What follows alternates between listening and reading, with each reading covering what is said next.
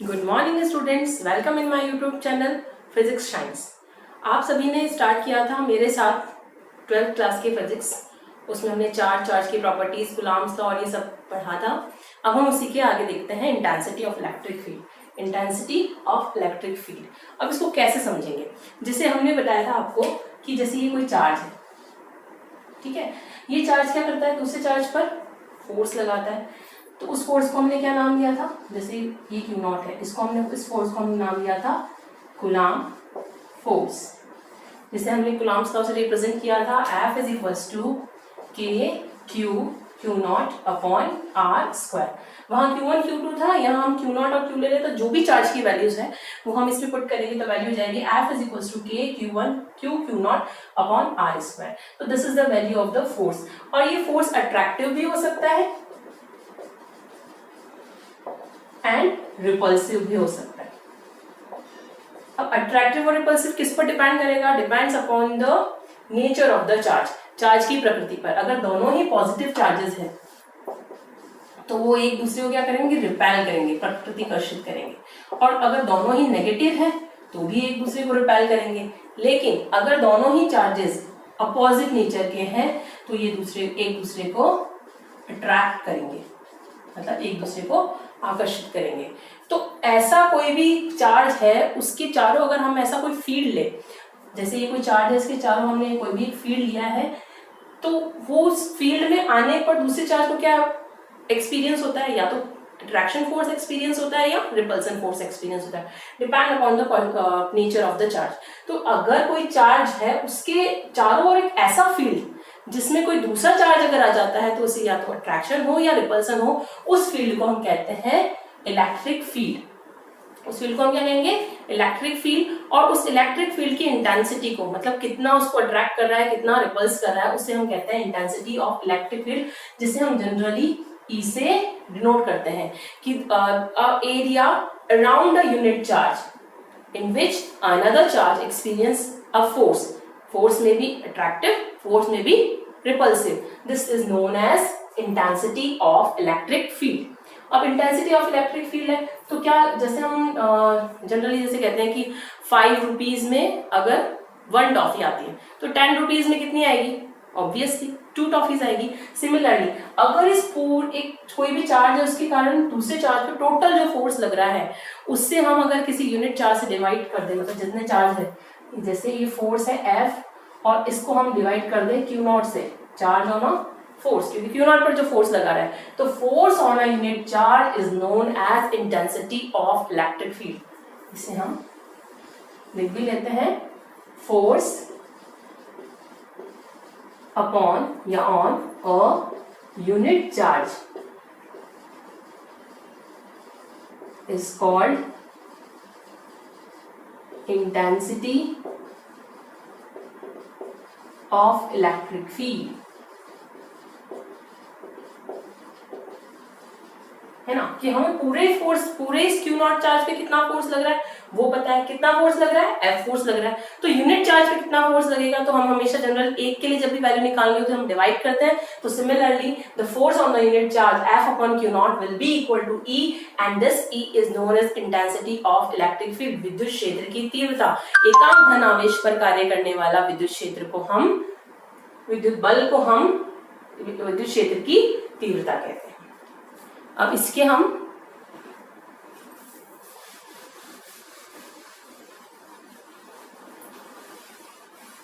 Value निकालेंगे, है ना? अब अगर हम इसकी यूनिट बताना चाहें तो यूनिट क्या हो जाएगी? इसकी यूनिट हो जाएगी E is equals to F is denoted by Newton and force is denoted by Coulomb. तो charge is denoted by Coulomb. तो intensity of electric field E is denoted by Newton per Coulomb, या फिर generally हम इसकी जो unit है वो कैसे शो कर देंगे? न्यूटन पर कूलम। अब अगर हम इसकी डायमेंशन निकालना चाहें तो वो भी इजी है। डायमेंशन ऑफ इलेक्ट्रिक फील्ड, विद्युत क्षेत्र की जो विमा होती है, विद्युत क्षेत्र की तीव्रता की विमा, वो कितनी हो जाएगी? F के लिए हम जानते हैं M1 L1 T-2, और कूलम चार्ज के लिए हमने क्या वैल्यू निकाली थी? A1 T1। ठीक है, अब इसको सॉल्व कर देंगे तो वैल्यू आ जाएगी m1 L1 T will be -3 A - 1 is the dimension of electric field. Okay, अब ये जो हमने वापस इसको एक बार रिवाइज कर लेते हैं. What is electric field? कोई भी चार्ज अगर रखा हुआ है तो उसके चारों ओर वो वाला फील्ड जिसमें कोई अनदर चार्ज होता है, वो कोई भी फोर्स, अट्रैक्शन और रिपल्सन फोर्स को एक्सपीरियंस करता है, उस फील्ड को हम कहते हैं इलेक्ट्रिक फील्ड. और इसी इलेक्ट्रिक फील्ड को हम इंटेंसिटी ऑफ इलेक्ट्रिक फील्ड से शो करते हैं, which is equal to F/Q0. The force on a unit charge is called intensity of electric field. और इसकी यूनिट कितनी हो जाएगी? न्यूटन पर कूलम. और इसकी डायमेंशन हो जाएगी m1 L1 T - 3 A - okay. अब हम इसके बाद इसको और आगे निकालेंगे कि अगर कोई एक चार्ज है ना, उसके लिए इलेक्ट्रिक फील्ड इंटेंसिटी कितनी होगी, और हमारे पास ग्रुप ऑफ चार्जेस हो तो उसके लिए हमारे पास इलेक्ट्रिक फील्ड इंटेंसिटी कितनी होगी. तो वो चीज हम यहाँ पर अब कैलकुलेट करेंगे. तब तक आप स्क्रीनशॉट ले लीजिए इसका.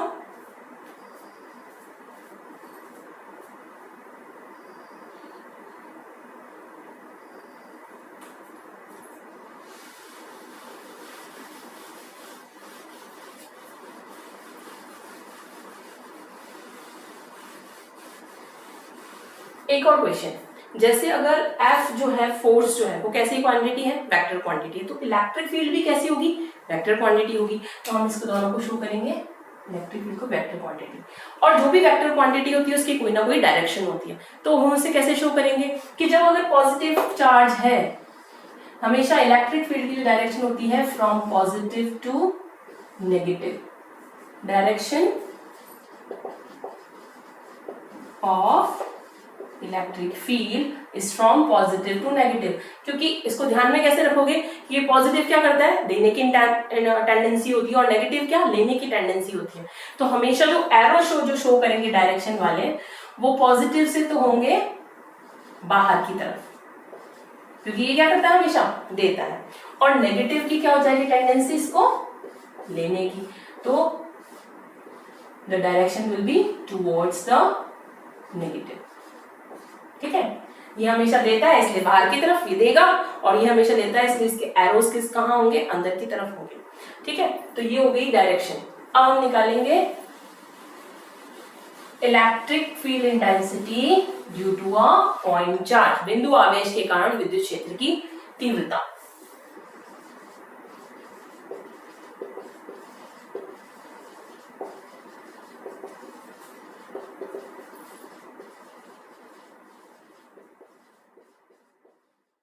Intensity of electric field due to a point charge.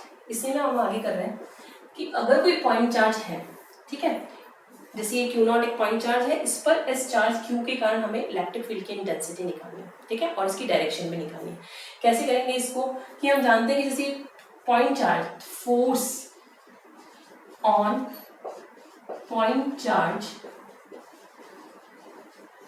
Q0 is, force की वैल्यू हमने कितनी निकाली? कूलम फोर्स की F is equals to K Q0 upon R square.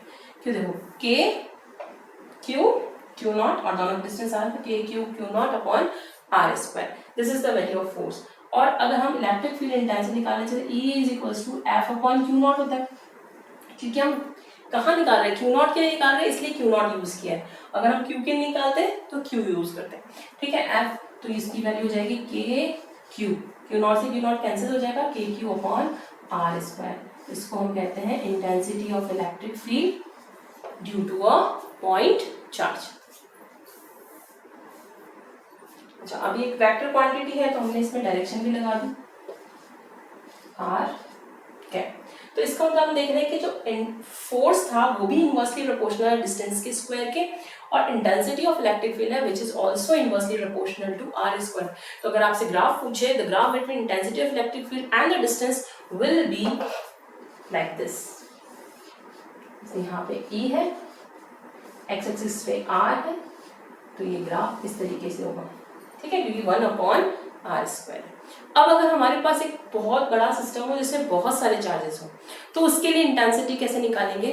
तो हमने उसके लिए पढ़ा था पहले अपनी क्लास में सुपरपोजिशन प्रिंसिपल। सुपरपोजिशन में क्या करते थे, जितनी भी वैल्यूज होती है उनका एल्जेब्रिक सम ले लेते हैं। तो अगर हमें इंटेंसिटी ऑफ इलेक्ट्रिक फील्ड निकालनी है, बहुत सारे चार्जेस, तो हम क्या करेंगे, अलग अलग चार्जेस के कारण जो इंटेंसिटी ऑफ इलेक्ट्रिक फील्ड है E1 bye Q1 charge, E2 bye Q2 charge, ऐसे इन सबको निकाल लेंगे और इन सबको जब हम जोड़ देंगे, एल्जेब्रिक सम ले लेंगे, तो वो वैल्यू हो जाएगी total electric field on a system of charges.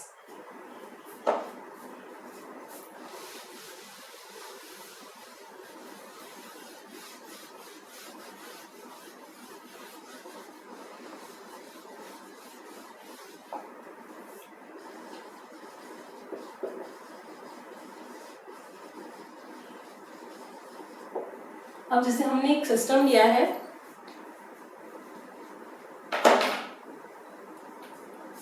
इस तरीके से हमने एक सिस्टम लिया है, यहाँ पर बहुत सारे सिस्टम में बहुत सारे चार्जेस हैं, तो हम उन सबकी वैल्यूज लेंगे। कैसे उनकी वैल्यूज होगी है, तो जैसे यहाँ पर है Q1 चार्ज हो गया, यहाँ पे Q2 चार्ज हो गया, Q3 Q4, ठीक है। और ये हमारा जो पॉइंट चार्ज है वो जनरली ये है। Q0 पर हमें इसकी वैल्यू कैलकुलेट करनी है, तो हम इसकी वैल्यू कैसे कैलकुलेट करेंगे? सिंपल है, यहाँ से हम इसको सबको एक तो पहले कनेक्ट कर देंगे, ठीक है। तो इन सबकी डिस्टेंस अलग होगी, R1 R2 R0 R3 R4। लेकिन जैसे हम Q1 से इसकी वैल्यू कैलकुलेट कर रहे हैं Q0 की, तो कितनी हो जाएगी? Q1 to distance from Q1 to Q0 is R0 minus R1। इस तरीके से सबकी हम डिस्टेंस निकाल लेंगे, ठीक है। तो जनरली हम इसे कह देंगे R1 01 कह देंगे, सेकंड के लिए R02 कह देंगे, तो इस डिस्टेंस को हम नाम ले देंगे R01, ठीक है। तो ये अलग अलग चार्जेस के लिए होगा। अब हम कैलकुलेट करते हैं, हमारे पास फॉर्मूला है E is equals to F upon Q0। तो फर्स्ट चार्ज के लिए फर्स्ट चार्ज हमने कौन सा लिया है? Q1। जब हम फर्स्ट चार्ज Q1 की बात करते हैं तो E की वैल्यू कितनी हो जाएगी? पहले F की लिख लेते हैं, चलो। F is equals to K Q0 Q1 upon R01 square, ठीक है। अब और R01 का हम क्या कैप भी ले लेते हैं ताकि डायरेक्शन भी साथ में होती जाएगी। तो अब इसके लिए E की वैल्यू निकाले तो E will be equal to K Q1 upon R00 का स्क्वायर और R01 कैप, ठीक है। तो similarly we can calculate the value of this will be E1 F1। We can calculate the value of electric field intensity due to charge Q2, Q3, Q4। क्योंकि हमने जो system लिया है उसमें कितने चार्जेस लिए हैं? 4 चार्जेस लिए हैं, Q1, Q2, Q3, Q4। तो the force due to the electric field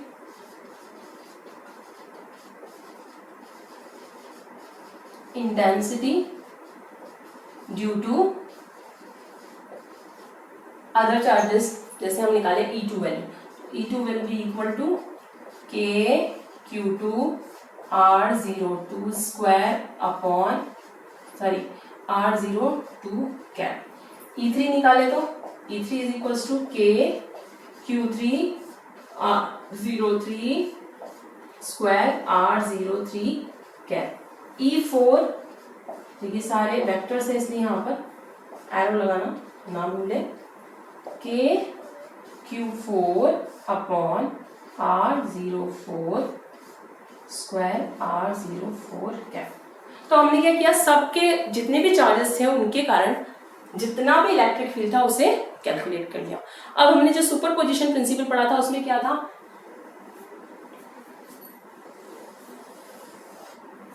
by the principle of superposition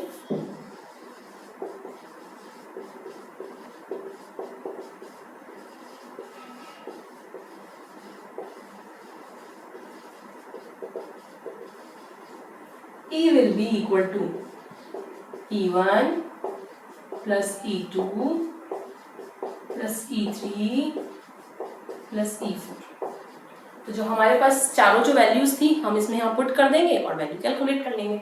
तो कितनी आ जाएगी, के सब में है, तो हम के को बाहर कॉमन निकाल लेंगे और अंदर वैल्यूज आ जाएगी Q1 upon R01 square R01 क्या plus Q2 upon R02 square R02 क्या plus Q3 upon R03 square R03 क्या plus Q4 upon R04 square और R04 क्या। So this is the value of electric field intensity due to the system of the charges। एक बार revise कर लेते हैं कि electric field intensity किसके बराबर होगी कि जितने भी अलग अलग चार्जेस हैं उसके कारण जो हमने जो यूनिट चार्ज लिया है उसके ऊपर कितना इलेक्ट्रिक फील्ड इंटेंसिटी उसे कैलकुलेट कर लेंगे और सबको फिर सुपरपोजिशन प्रिंसिपल से सिंपली अलजेब्रिक सम करना है। इसमें क्या करेंगे कि E की वैल्यू थी F अपॉन Q नेट, तो हमने F पहले कैलकुलेट कर दिया, F is equal to K Q not Q1 upon R01 square R01 cap. तो so the value will be even value of the even will be equal to K Q1 R01 square R01 cap। Then next E2 E3 E4 और इसका हमने सम ले लिया। तो this is the intensity electric field intensity due to the system of the charges। Next हमारा topic है electric field line, विद्युत बल रेखाएं।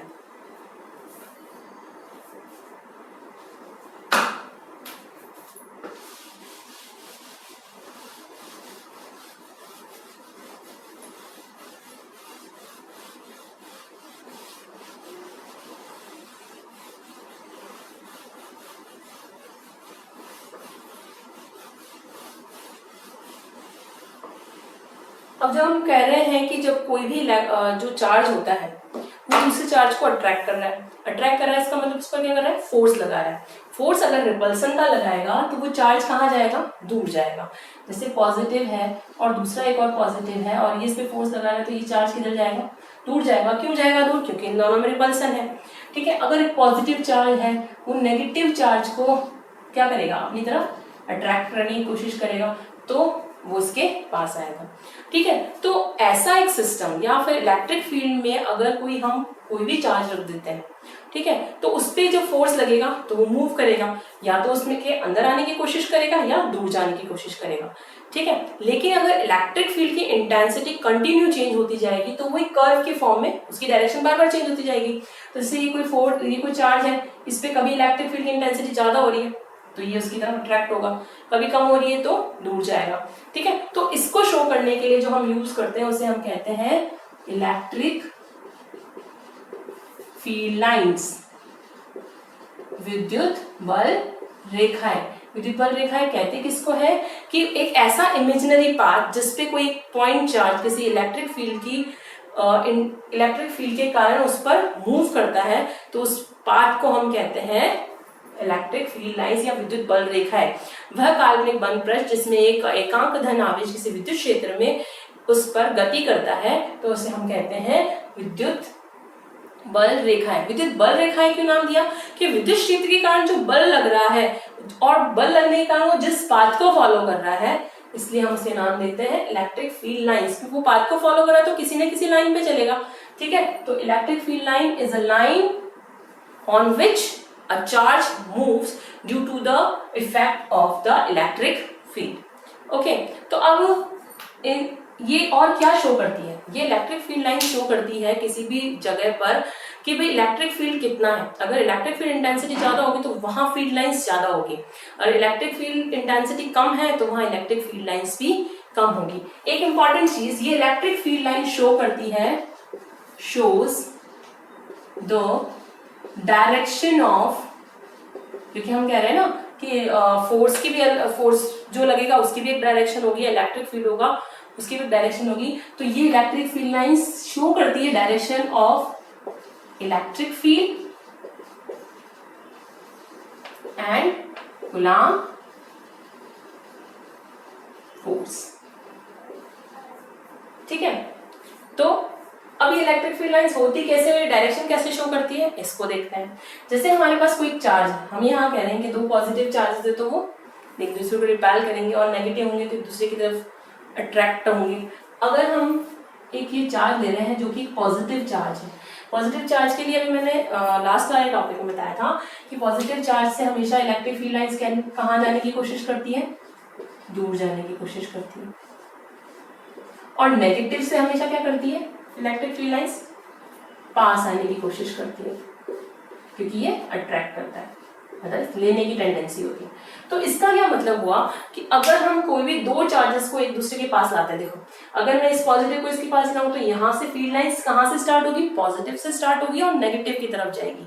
तो अगर हम एक इलेक्ट्रिक फील्ड की बात करें तो ये इलेक्ट्रिक फील्ड लाइंस पॉजिटिव के लिए कैसे शो होगी, अगर दो चार्जेस है, हम कह रहे हैं ये इस पर फोर्स लगाएगा तो ये इस तरीके से शो होगी कि फील्ड लाइंस जो होगी वो पॉजिटिव टू नेगेटिव होगी, डायरेक्शन ऐसे होगी, away from the positive charge and towards to the negative charge. अगर और भी लाइंस है तो वो इस तरीके से शो होगी।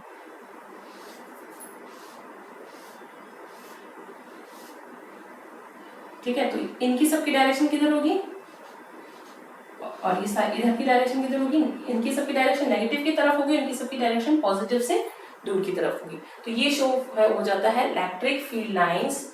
ठीक है, जब हमने दो पॉजिटिव, एक पॉजिटिव और एक नेगेटिव को रखा, दो पॉजिटिव को रखे तो क्या करेंगे, ये दोनों ही एक दूसरे को क्या करेंगे, इसकी लाइंस इसको रिपेल करने की कोशिश करेगी पर ये इसके पास नहीं जाएगी, और इसकी फील्ड लाइंस भी इधर जाएगी। क्यों, क्योंकि दोनों एक दूसरे को रिपेल कर रहे हैं, है ना, और दोनों की फील्ड लाइंस क्या है, अवे फ्रॉम द चार्ज है, तो ये फील्ड लाइंस इससे बाहर की तरफ। इस तरीके से और भी बना सकते हैं आप। तो अब इन इलेक्ट्रिक फील्ड लाइंस पे मैंने यहाँ कहा था आपको कि shows the direction of electric field line coulomb force. कैसे शो करते हैं कि इस इलेक्ट्रिक फील्ड लाइन की किसी भी पॉइंट पर अगर आप एक टेंजेंट खींचते हो, टेंजेंट मतलब एक स्पर्श रेखा खींचते हो, तो जो टेंजेंट की जो डायरेक्शन होगी वो इलेक्ट्रिक फील्ड और कूलम्ब फोर्स को डिनोट करेगी उस पॉइंट पर कि कितना इलेक्ट्रिक फील्ड की डायरेक्शन यहाँ कितनी है, जैसे यहाँ इतनी होगी, यहाँ की तो इधर है डायरेक्शन, यहाँ की तो इलेक्ट्रिक फील्ड की डायरेक्शन इधर है, इस तरीके से। ठीक है, तो ये अब ये जो इलेक्ट्रिक फील्ड लाइंस होती है उनकी प्रॉपर्टीज क्या होती है, इनको देखते हैं।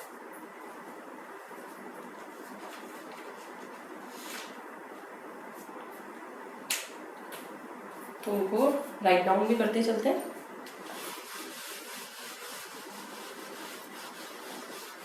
इनकी प्रॉपर्टीज पे आपसे क्वेश्चंस पूछे जाते हैं कि write down the two properties of electric field lines. Okay, तो आप लोगों को कैसे बताना है इसके लिए, सबसे पहली प्रॉपर्टी होती है दीज फील्ड लाइंस, जो इलेक्ट्रिक फील्ड लाइंस होती है हमेशा कहां से कहां तक होती है, फ्रॉम पॉजिटिव टू नेगेटिव। तो electric field lines always from positive to negative charge, मतलब पॉजिटिव चार्ज से तो बाहर की तरफ होती है और नेगेटिव चार्ज से अंदर की तरफ होती है। सेकेंड थिंग कि the tangent on any point of electric field line shows the direction of electric field और coulomb force. The tangent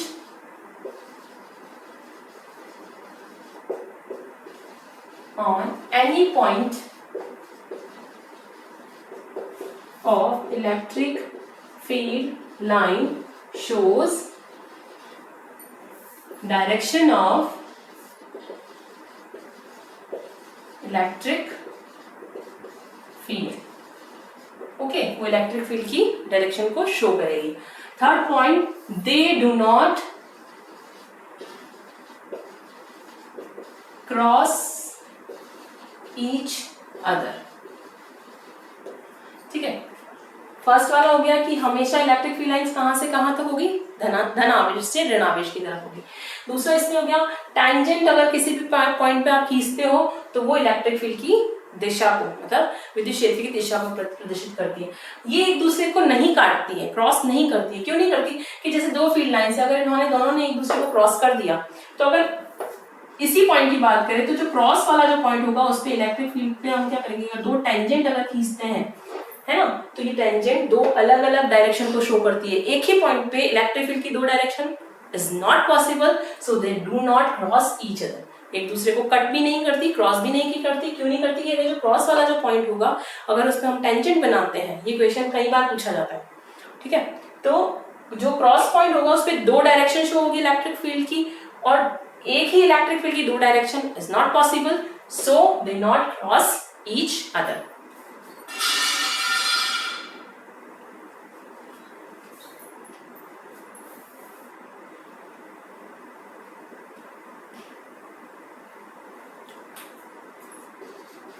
This shows intensity of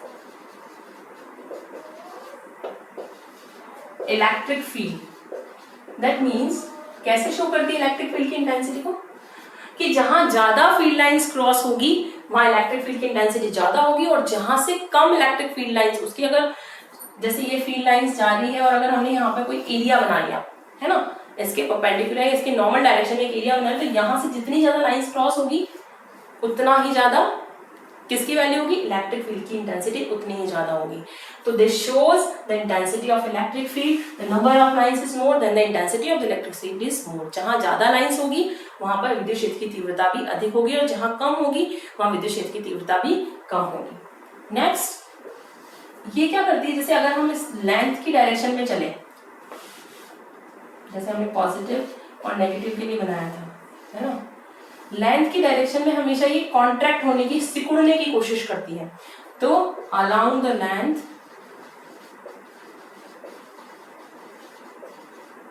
electric field lines are contract, सिकुड़ती है ना। यहाँ आप देख लीजिए, यहाँ ये इस तरीके से फैली भी नहीं है, ये यहाँ से जाके इस पर खत्म हो रही है, इसका मतलब ये सिकुड़ने की कोशिश कर रही है, ठीक है। तो ये होगा आपका along the length the electric field lines are contracted, okay.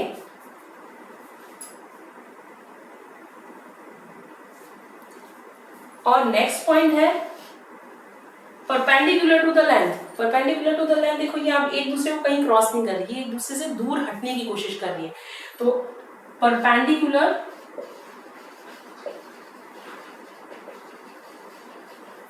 To the length they far apart from each other.